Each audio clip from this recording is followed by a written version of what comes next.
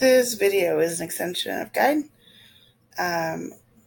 We worked all of part A of question 15 in the first video. So this video will show you how to work part B. I do want to point out at the end of part A, we did get a new given. Basically, we calculated what delta T1 was. So we now know, we can add that to our givens if we want. We now know that delta T1 is 2 meters per second because we solved that. So we can set that up. So delta T1 equals 2.0. Delta T1 is 2.0 seconds. So I did already solve that down below. So now I'm ready to work on part B, which is how far did he run at 8 meters per second. So I'm going to come down here. And I have my givens. I'm ready to work on unknown B. So question is, how far did he run at 8 meters per second? So for the first 10 meters of the race, of the 80-meter race, Will ran at 5 meters per second. For the next 5 seconds, he runs at 8 meters per second. So we're talking about part 2 of the race and how far. That means we're looking at the distance. So for the unknown, we're looking for the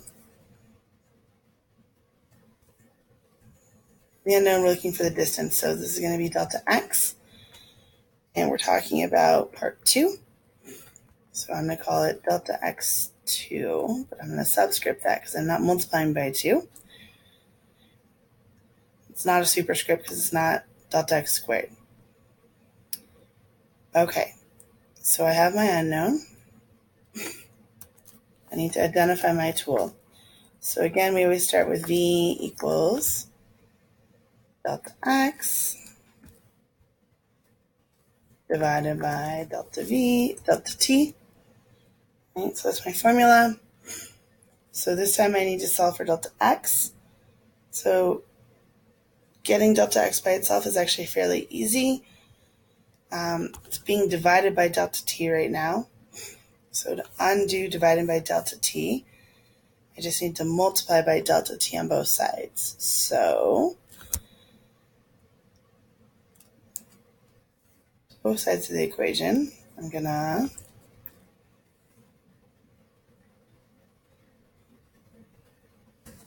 multiply by delta t.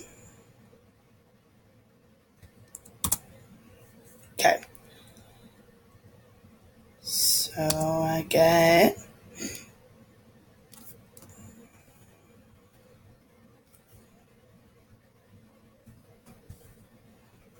delta t times v. I get delta x divided by delta t.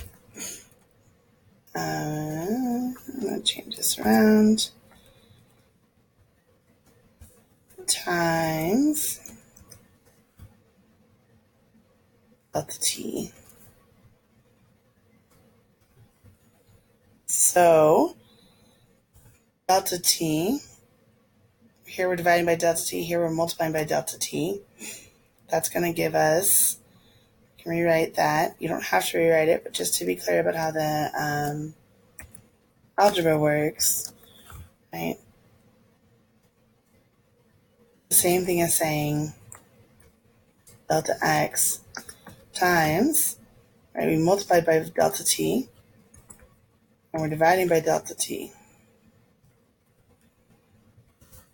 So delta t divided by delta t, just like 4 divided by 4, 10 divided by 10, 2 divided by 2